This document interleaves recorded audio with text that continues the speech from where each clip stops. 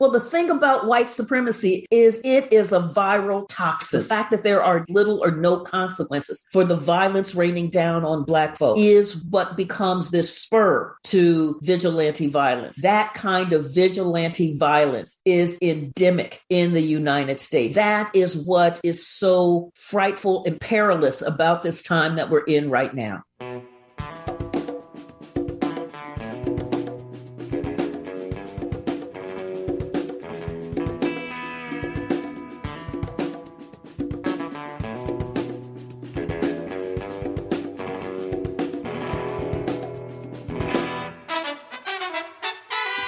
Welcome to episode 87 of the Refuse Fascism podcast. This podcast is brought to you by volunteers with Refuse Fascism. I'm Sam Goldman, one of those volunteers and host of the show. Refuse Fascism exposes, analyzes, and stands against the very real danger and threat of fascism coming to power in this country. In today's episode, we're sharing a conversation I had with Dr. Carol Anderson, author of The Second, Race and Guns in a Fatally Unequal America. We spoke November 23rd, shortly after the Kyle Rittenhouse verdict, but before the verdict was announced on the killers of Ahmaud Arbery.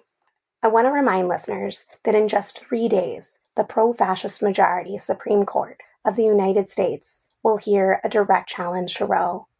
On Wednesday, December 1st, the Supreme Court will hear Dobbs v. Jackson Women's Health Organization, where the state of Mississippi had specifically asked the court to overrule Roe v. Wade.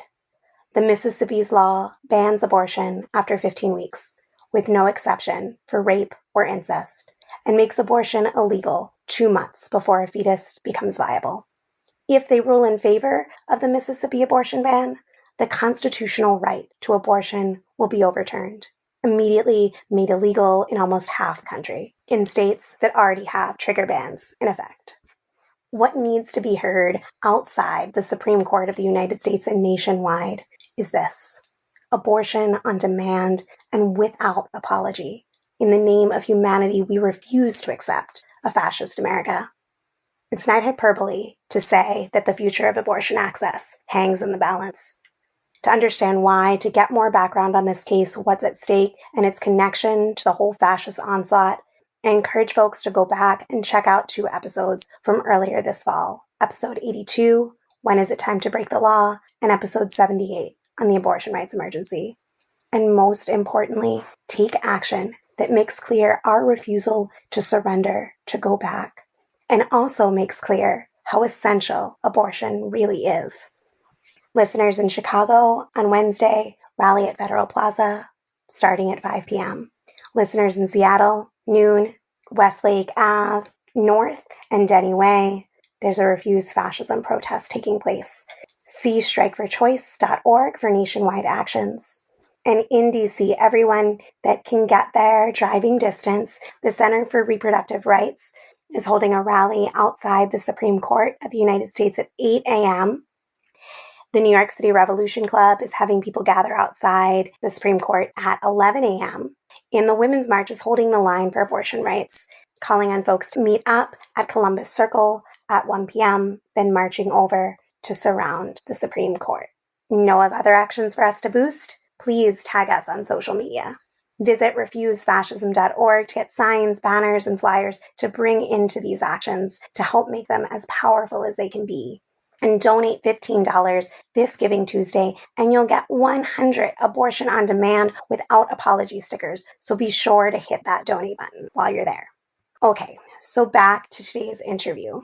Right now, we are on the heels of 3 high-stakes trials that concentrate the looming threat of fascist mobs and threats of violence unleashed to build this fascist movement and consolidate power.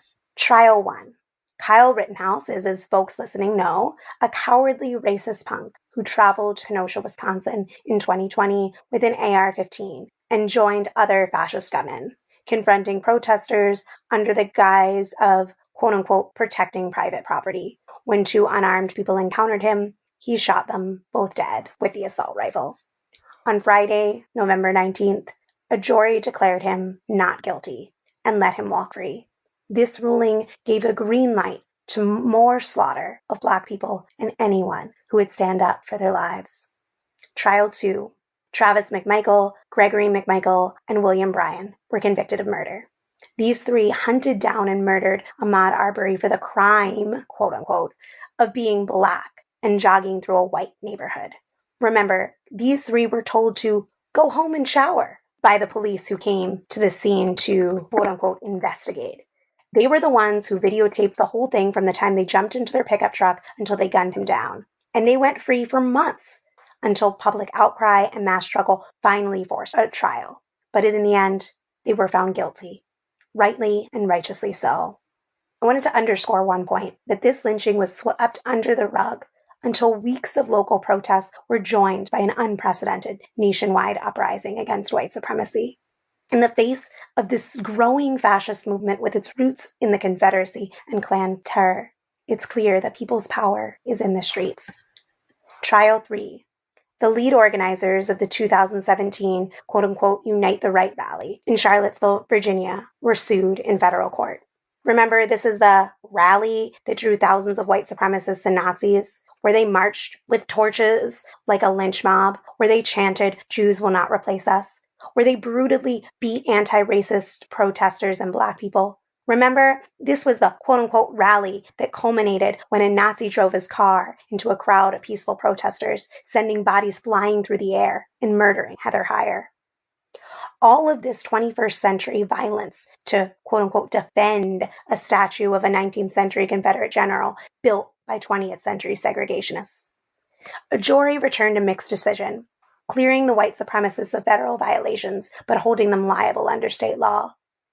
They ruled that the organizers must pay $26 million. To me, the fact that the jury could not decide against them using the Federal KKK Act of 1871, even as Cluckers marched amongst them in full white robes, makes it clear that the law is at best insufficient to take on the fascist threat on any level, although the payout does provide a taste of justice.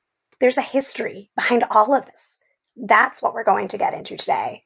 Where does this all come from, and how does this all relate to a fascist offensive that involves a whole movement that attempted a violent coup on January 6th to overturn an election? The GOP, which has since purged itself of anyone who disagrees. It's deepened and hardened the belief of millions in their fascist base that this violence was righteous and may be necessary again.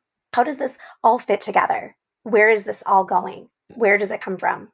Where do we go from here? To talk about all this, I am honored to be chatting with Dr. Carol Anderson. Dr. Carol Anderson is the Charles Howard Candler Professor and Chair of African American Studies at Emory University and the author of White Rage, The Unspoken Truth of Our Racial Divide. She's also the author of One Person, No Vote, How Voter Suppression is Destroying Our Democracy, and her latest book, The Second, Race and Guns in a Fatally Unequal America. That's the book we'll mainly focus on today. It's a brilliant piece that everyone who's wondering what's going on here with these cases that I described, what's happening with January 6th, insurrectionists walking free, and the larger backdrop of a coming civil war, this is a key text to go to help make sense of it.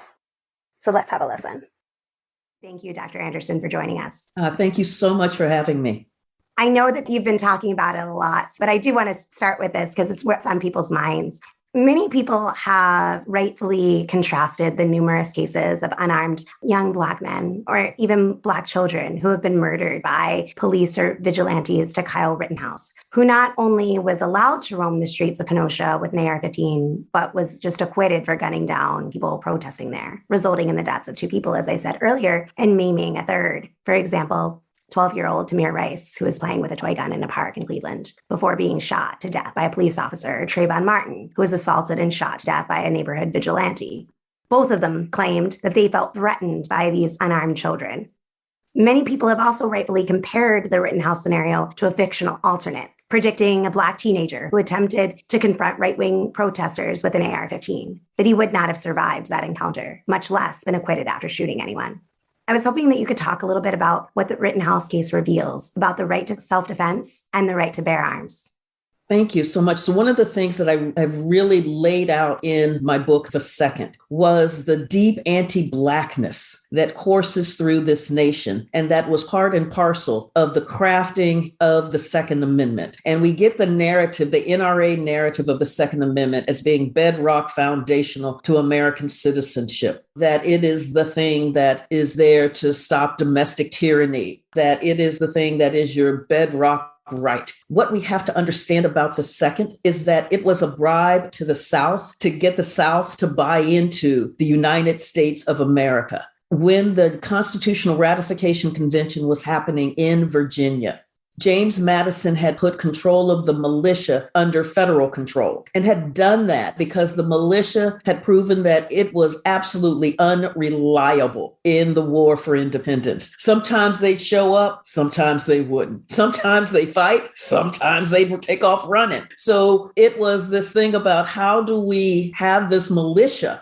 and have this militia do what we need to do when we can't rely upon it. And so Madison had put it under federal control. The slave owners in Virginia were absolutely apoplectic about that. You had Patrick Henry and George Mason arguing strenuously that you could not trust the federal government to send in the militia when there would be a slave revolt.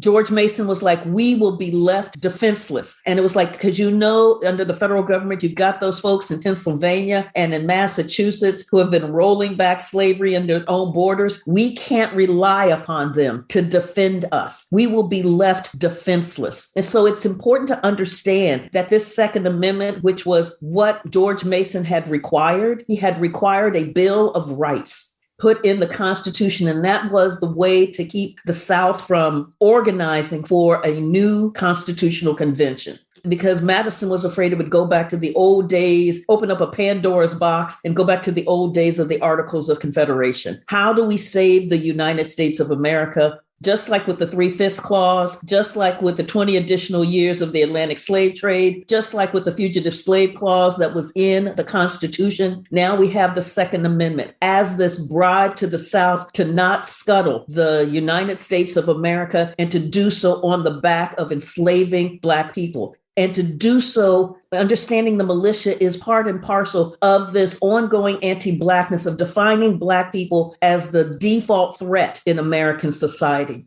as those who the white community has to be protected against. And the way that you provide that protection is via the militia, is via determining who has access to guns and who does not, determining who legitimately can claim self-defense and who cannot.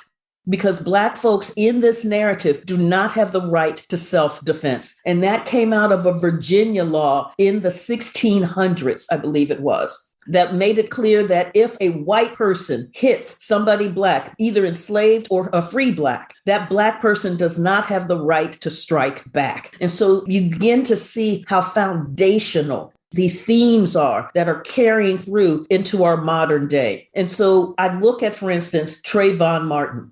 When you see the Trayvon Martin story, what you had in that legal proceeding was to cut off the entire narrative of how George Zimmerman had the gun, how George Zimmerman said, oh, and they always get away, how George Zimmerman stalked an unarmed child through that neighborhood. And only in the judge's instructions to the jury, only to look at that confrontation and to see that you had this big Black scary guy threatening poor, pudgy George Zimmerman. What was George to do? It is that same narrative that you get where they cut off Kyle Rittenhouse's origin story. So you don't get the being at the CVS and saying, I really want to, put a couple of bullets in them for looting. You don't see the rest of the story about the illegally obtained AR-15. You don't get the story about how he inserted himself in the midst of a protest about a Black man being shot in the back 7 times by the police. You don't get that. You don't get that these were folks protesting injustice. Instead, the judge rules that you cannot call them victims. You can call them rioters, looters. but not victims. And you get that you don't see the initial killing because of the problem of pixelation by expanding the screen so that you get a better view. To not call in a technological expert on that, but instead to rely upon this judge who is talking about the text messages that he gets and his ability to handle text messages. And so you see that you get this very narrowed sense of who has the right to bear arms, who has the right to defend themselves. And I hear folks say, yeah, but the folks that he killed were white, that Rittenhouse killed were white. Whites who believe that Black folks, that their lives matter. Whites who fight for Black citizenship rights. They are in the crosshairs. That is a consistent theme. We see it in 1837 with Elijah Lovejoy, who was an abolitionist, and his newspaper kept getting attacked. They kept burning down his building, messing up his presses. He kept having to rebuild. And finally, he got sick and doggone tired of it. And he's like, the next time they come, I'm ready. And so he had a gun. Well, the mob got to him first and killed him. Now, they were found not guilty. So arsonists and killers are found not guilty because you have a white man who believes that slavery is wrong. You begin to also think about Mickey Schwerner and Andrew Goodman in Freedom Summer in Mississippi. Mickey Schwerner was the first one killed by the Klan in Neshoba County, Mississippi. They put a bullet in him immediately. The anger that there would be somebody white who could believe that Black people have citizenship, that Black people are human. It is in this system of white supremacy. It is anathema. It is the penultimate. It is heresy. It is blasphemy. It is going against the way, the hierarchy, the way that things should be. And it is a way to signal to whites, stay in your place. Thank you for that, Dr. Anderson. I mean, one of my favorite parts of your book was learning all the stories that we aren't told.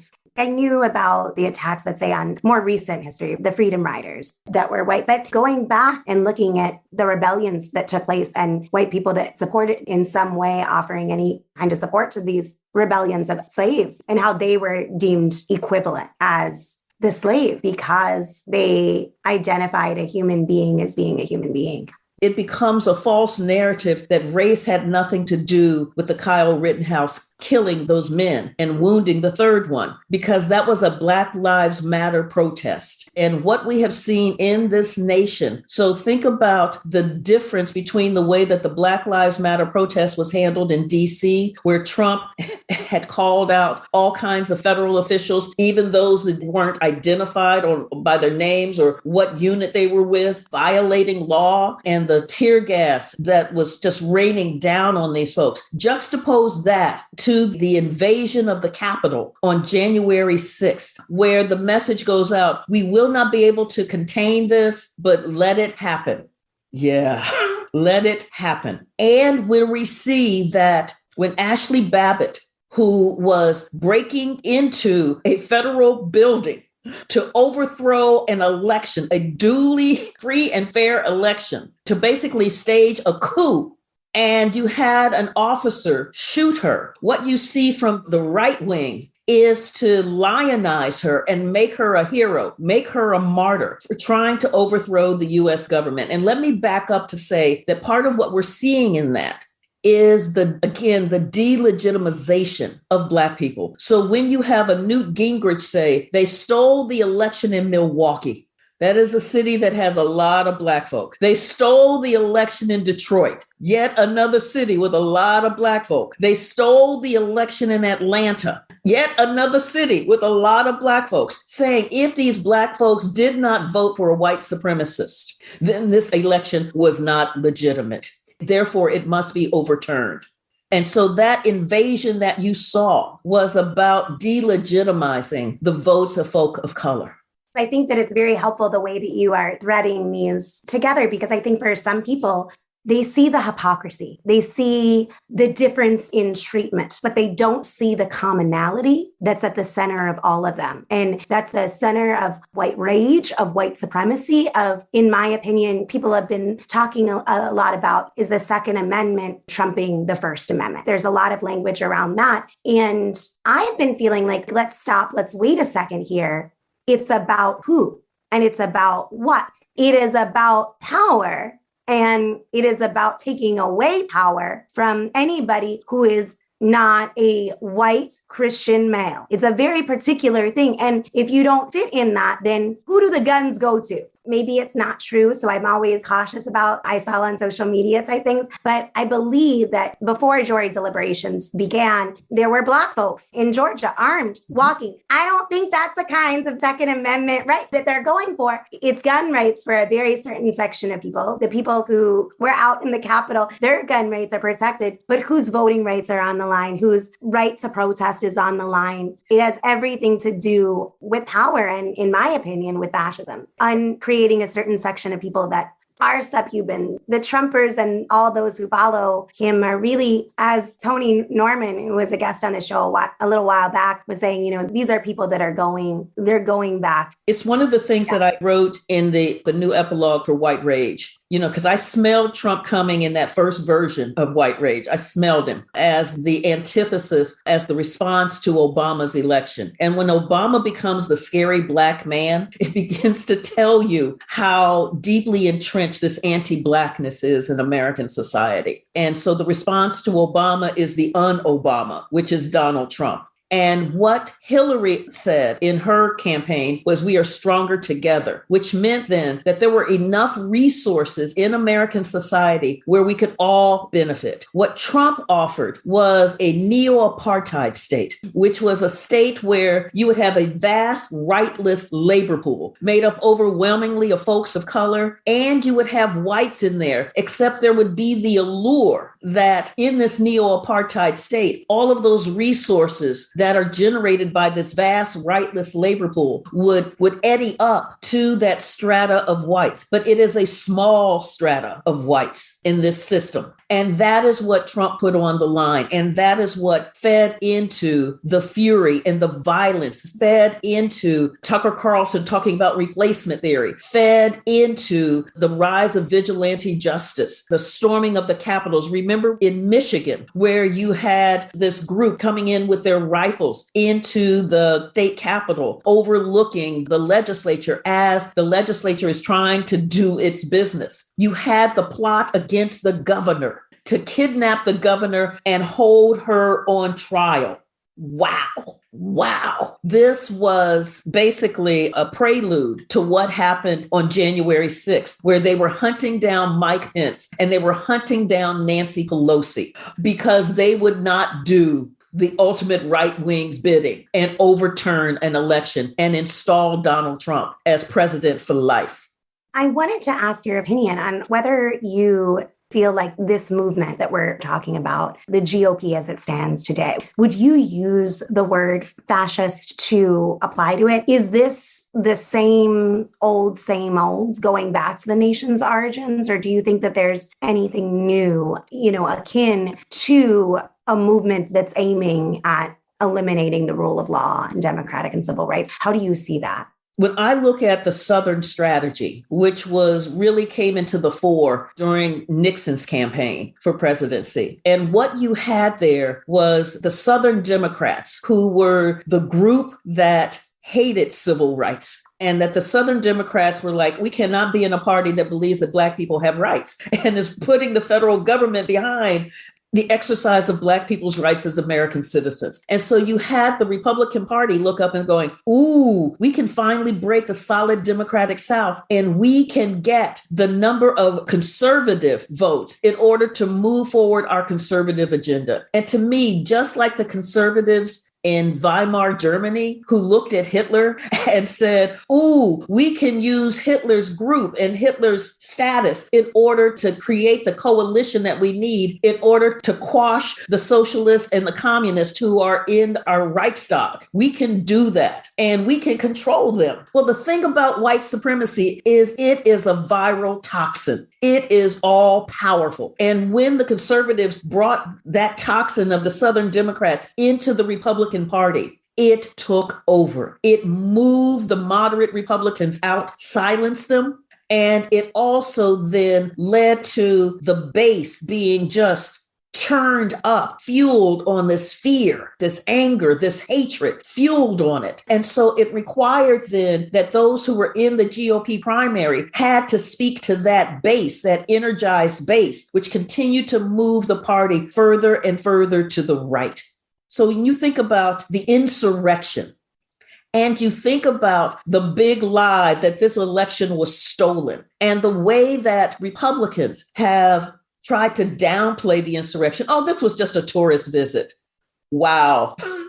The way that they have blocked subpoenas, the way that they have blocked the investigation, a full-blown investigation and an unveiling of this, juxtapose that to Watergate, where you in fact had Republicans who were absolutely appalled at what the Nixon administration had done and said, oh, we cannot abide by this. When you have Barry Goldwater going into Nixon saying, no, son, you got to go. We cannot do this. You will not have the votes in the Senate to survive an impeachment.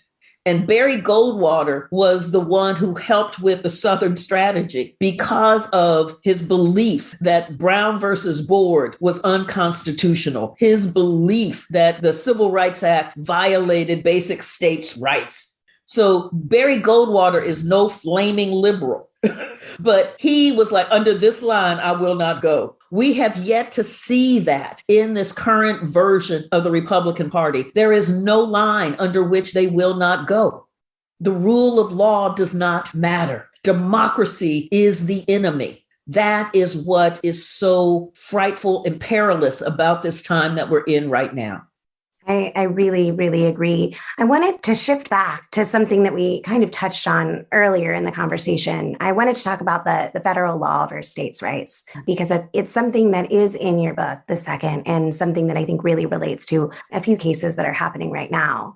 The slave states demanded the Fugitive Slave Act in 1850 occur because the supremacy of federal law, as you talk about in The Second, required non-slave states to recognize and quote unquote honor their right to retrieve their quote unquote property in human beings anywhere in the US. Today, fascists in office demand the supremacy of federal law when it comes to overturning any prohibition on concealed carry. And now you have the New York case attempting to overturn any state or municipality's attempts to regulate the individual's right to bear arms anywhere they want. Yes. But when it comes to stripping people of their basic civil rights, states' rights must prevail. Like I think about Texas and SB 8, the abortion ban that denies what has been recognized as a right by the Supreme Court of the United States, and dozens of states are suppressing their citizens' rights to vote. So there's a long history to this apparent conflict, and I was wondering what your thoughts are on this. This sophistry is what it is.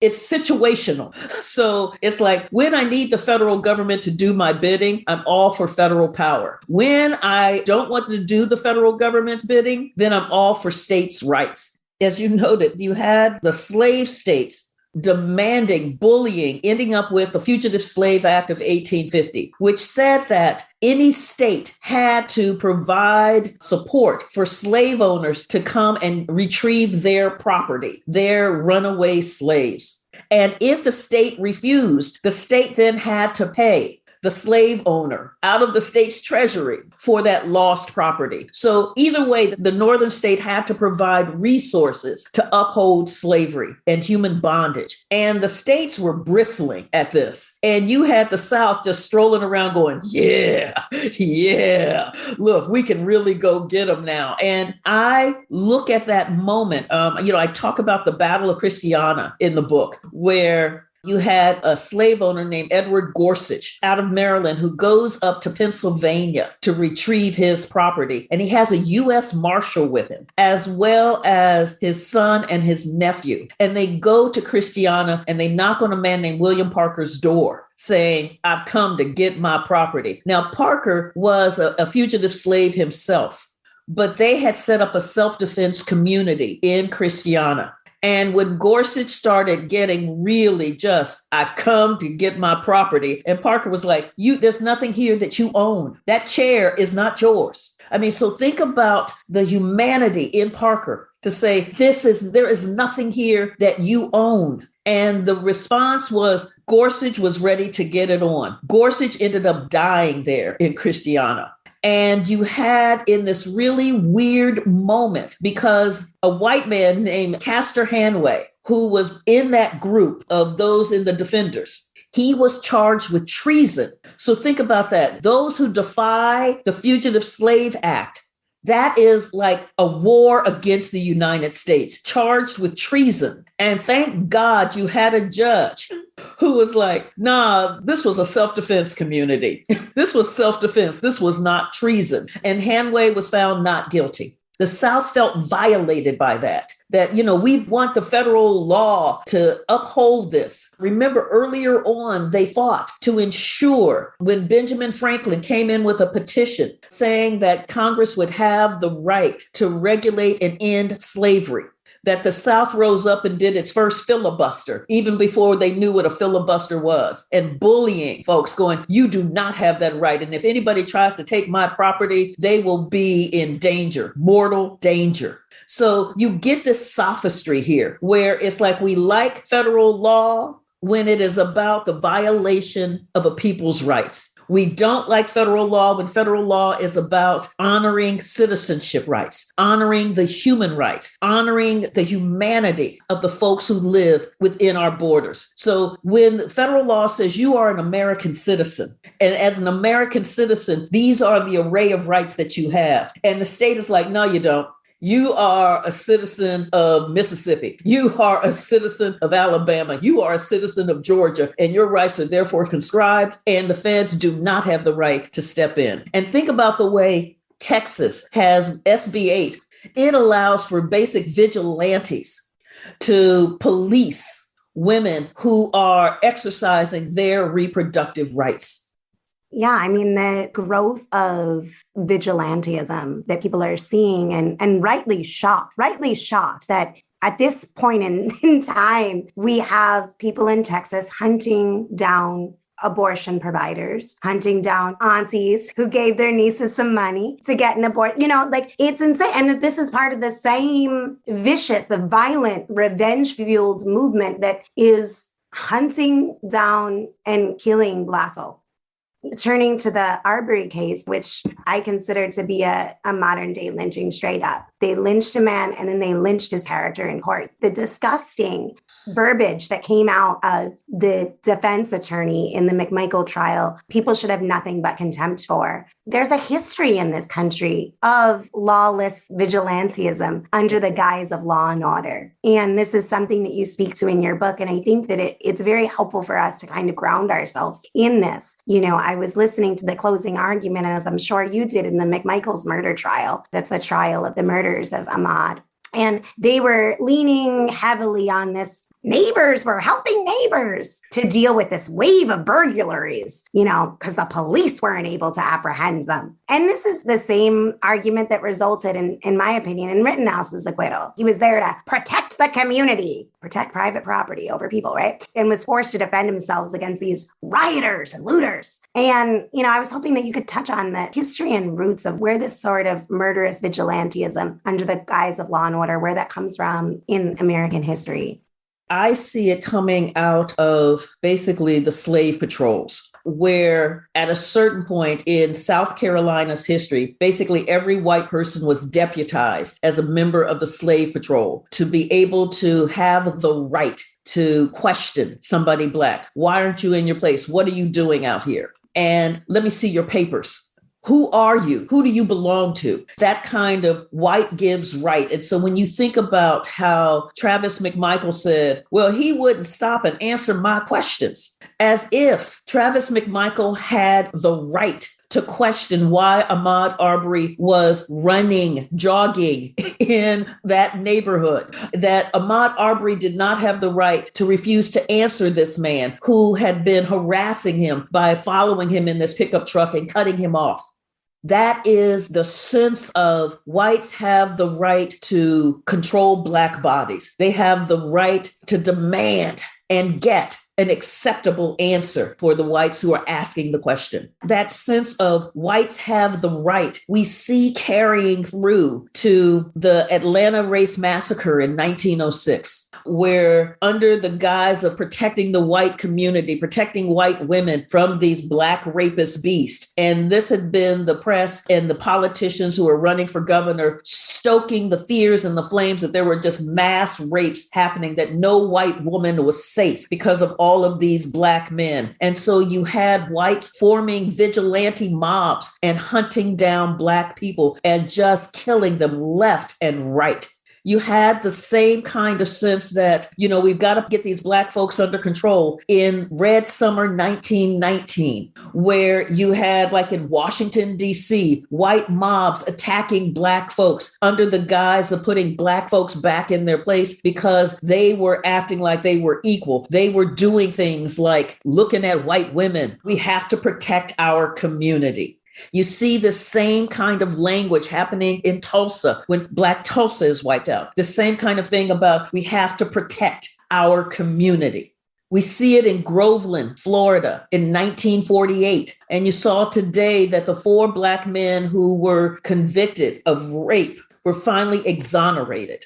When Groveland burned down, it was the same. We've got to protect our community. That kind of vigilante violence is endemic in the United States. And what makes it endemic? You go back to the rise of Jim Crow, where you would have a lynching on average every other day for 3 decades. Begin to think about the terror that rains down on the Black community, knowing that that kind of violence is happening and that law enforcement is not there to protect you.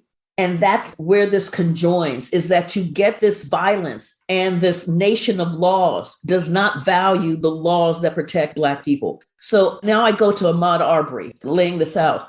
Remember that that video was readily available immediately. The cops saw it. 2 DAs saw it. And one DA wrote a long brief about why this killing was justifiable. It took protest to make that video public. And when it became public, that's when you began to see some movement. You did not have the kind of coddling, that kind of legal justification for an unjustified killing. The fact that there are little or no consequences for the violence raining down on Black folk is what becomes this spur to vigilante violence. And the assault on the Capitol was vigilante violence. And the fact that there haven't been real consequences to that violence puts this democracy and the people in it at risk, at serious risk. I really appreciate all that you were laying out. And I think that people really need to shake off whatever denial they have, discomfort that they have, and really take a sober look at not only the history, but the current reality and danger. Part of, in my opinion, confronting this is you were talking about the white supremacy being endemic. I've heard you speak and talk about the genesis of the Second Amendment, the genesis of these laws. It is white supremacy. And so you have to confront that. And I think that it's pivotal. And if we look at it with clear eyes and we see a situation in which the very foundation and fabric of this nation is totally interwoven with and inseparable, in my opinion, from white supremacy in a nation whose wealth continuing to this day stems from Black people being property. And I think that people need to look at it at a system that continues to perpetuate and be fueled by and fuel white supremacy. And because people are rightly outraged, I wanted to get your opinion on something that we see in the movement as important, which is nonviolence.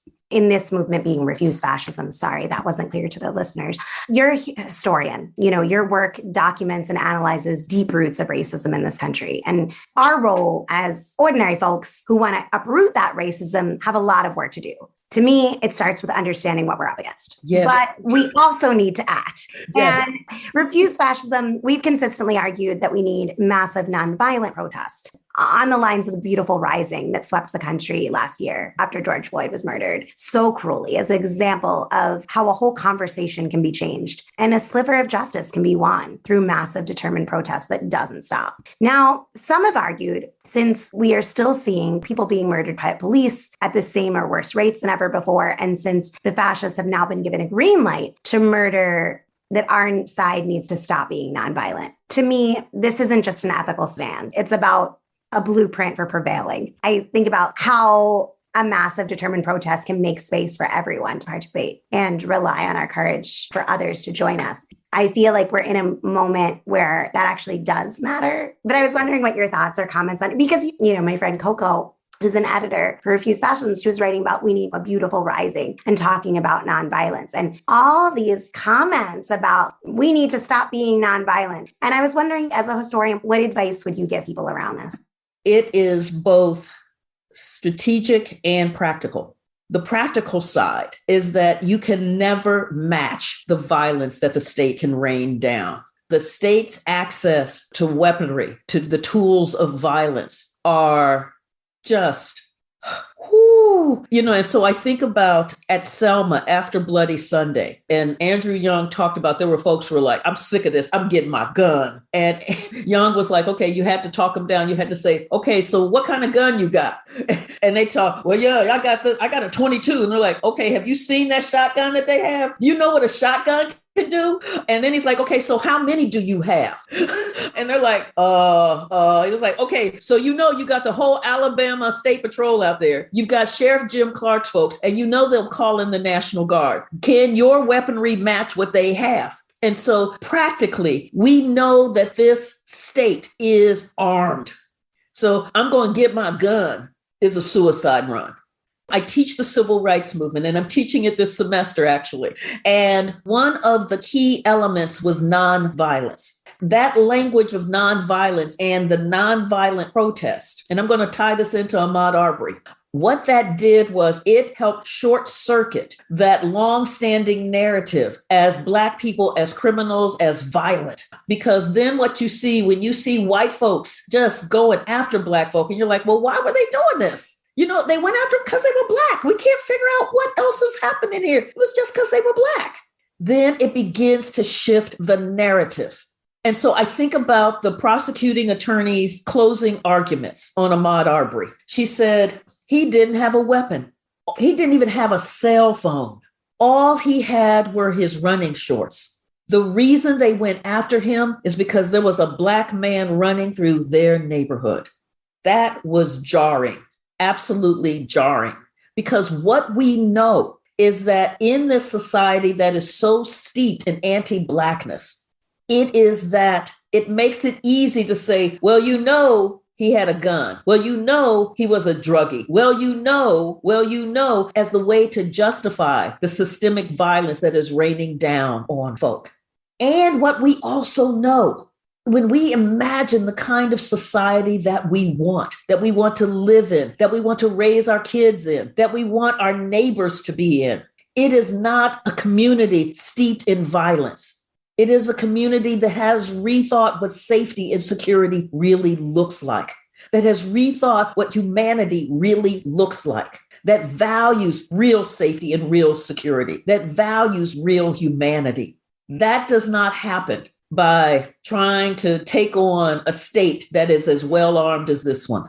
There are almost 400 million guns in private ownership here in the United States. So I'm not even talking about those guns. I'm just talking about the state guns. Yeah, I think it makes sense why people are saying, do I need to come to a protest armed when this is happening? My solution is, no, we need to stop this fascist danger. We need to get rid of a society in which you have over 74 million people wanting to go back to what they think is friggin' antebellum greatness. We need to get rid of that. And you don't get rid of that by going gun to gun with a violent, genocidally racist movement who has the full backing of the state. You don't do that. I'm not saying that violence is never warranted or there isn't such thing as self-defense and all those things. Let me be clear on that. People have a right to defend themselves, obviously. I just guide people back to Dr. Anderson's work and who gets to have that right and who's going to be put in most jeopardy. And it's going to be Black folks. So people should just be cognizant of those things when they start saying this crap. I wanted to close out, we've talked a lot about how deeply rooted white supremacy is in the foundation of the country, right down to the Constitution itself.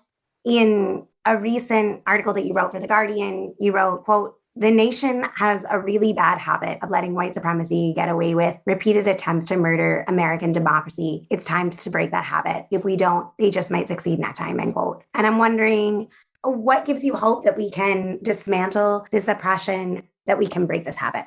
It's several things. It's the people. After the killing of George Floyd, we had protest movements in 50 states. People saw that and were appalled. It is in the 2020 election, in the midst of a pandemic where hundreds of thousands of Americans had been killed. You had the highest voter turnout, record-breaking turnout, because people understood that democracy was at stake, that what Trump was bringing was the destruction of American democracy. Because if he didn't have to worry about re-election, Lord, Katie barred the door. That was so clear about what the plan was. So here in Georgia, you had folks saying, I will stand in line to vote for 12 hours to make sure that I have done all that I can do to fight for this democracy. When it's really clear what's at stake, the people rise up and they make clear that they want a vibrant, multiracial, multi-ethnic, multi-religious democracy. They don't want what Michael Flynn was talking about, this one Christian nation under one religion, one God. No. So my hope is in the people. Well, Dr. Anderson, we share that hope. Even though my listeners know, I think that we can't talk about democracy without talking about that there's never been democracy for all in this country. So we need something very different. But I definitely agree that what gives me a lot of hope is the people, and that they're not all powerful. They are weak in the sense that they are afraid and very cognizant of our power if we choose to make it visible. So we don't want to hand these fascists the future. We got to change that. We've got to make it visible. I want to thank Dr. Anderson. Thank you so much for sharing your time, your expertise with us. Folks can be sure to find a link to Dr. Anderson's books through her website in the show notes. And Dr. Anderson, is there anything else that you want to guide people to besides your book, your website? My website, ProfessorCarolAnderson.org. You will find all of my op-eds on there, as well as my podcasts and TV appearances, and just keep reading and knowing this history and continuing to fight for a better future. That's the thing, to really imagine what we could be. Wow. Thank you so much, Dr. Anderson. As we say at the top of every show, this podcast is about exposing, analyzing, and standing against fascism. In this interview, I feel like we did some deep exposure and analysis, but we also touched on how Dr. Anderson's deep insight into what is really meant by the right to bear arms in this country has deep implications for standing against fascism. And I wanted to say a few things about that before we close out. I really appreciate Dr. Anderson's insights in that the way that this country has developed and the way it is now, white supremacy has the guns on its side, the gun laws substantially on its side, and to some extent, their violence even has some level of perceived legitimacy on its side. This gives enormous weight towards our use of nonviolent strategies. I also appreciate what she says about the world that we want to live in, not being drenched in violence. Refuse Fascism was formed with the goal of nonviolent, sustained mass protest to stop fascism, to drive out the Trump-Pence regime. For these reasons and others, and we took and continue to take inspiration from movements around the world that have succeeded in ousting heinous regimes through those means, broadly speaking. That nonviolence was part of the uniting and foundational principles of Refuse Fascism, which you can learn more about at refusefascism.org. At the same time, if we're looking at the nightmare of the world that we live in and taking seriously our responsibility to change it for the better, or even to give future generations a fighting chance to change it. We should be having many more conversations about how we're really going to get free. And this quote from revolutionary leader Baba Vigian gets to the heart of that conversation, in my opinion.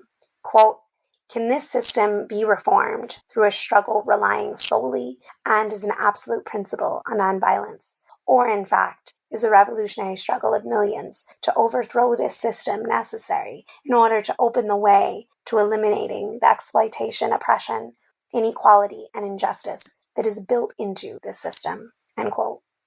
Especially in a moment when there is a real showdown for the future coming to a head, this question is essential to discuss. Again, these are just my thoughts. In that light, on a personal note, I'd like to recommend 2 resources from the website revcom.us. One is How We Can Win, How We Can Really Make Revolution. And the second is This Is a Rare Time When Revolution Becomes Possible, Why That Is So, and How to Seize on This Rare Opportunity. And that's by Baba Vigian. So thanks for listening to Refuse Fascism. I want to hear from you. Share your thoughts, questions, ideas for topics or guests. Lend a skill. Tweet me at Sam B. Goldman. Or you can drop me a line at SamanthaGoldman@refusefascism.org, or leave a voicemail by calling 917-426-7582. You can also record a voice message by going to anchor.fm/refuse-fascism and clicking the button there. You might even hear yourself on a future episode. Want to support the show? It's simple. Show us some love by rating and reviewing on Apple Podcasts or your listening platform of choice. And subscribe, so you never miss an episode. We got some sweet tweets that we wanted to share. One is from Sable. She tweeted us, "Super thankful for this podcast and the clarity it brings, the range of guests, their expertise, and the morality of Refuse Fascism in forever and always refusing to accept fascism in any form." And we got a sweet one from FFH2018 that said, "I too am thankful for all of you and all you do. I appreciate you. I never used to listen to podcasts. Now I don't miss an episode of this one. Always a great informative discussion that fills me more with hope than despair with the fascist threat we face. Thank you." Well, thank you, listeners. And if you feel like they do, Giving Tuesday is just around the corner. Chip in to support our pod and content creation to help people understand and act to stop the fascist threat. You can Venmo Refuse-Fascism or give via Cash App Refuse Fascism, or donate at refusefascism.org. Hit the donate button. Remember, give a donation of $15 or more, and you'll get 100 Abortion on Demand and Without Apology stickers. While you're there at refusefascism.org, check out our merch at the Refuse Fascism shop, where we now have Refuse Fascism beanies. It's getting cold. Get one on your head. Thanks to Richie Marini, Paul Street, Lena Thorne, and Mark Tinkelman for helping produce this episode. Thanks to incredible volunteers, we have transcripts available for each episode. So be sure to visit refusefascism.org and sign up to get them in your inbox each week. We'll be back next Sunday. Until then, in the name of humanity, we refuse to accept a fascist America.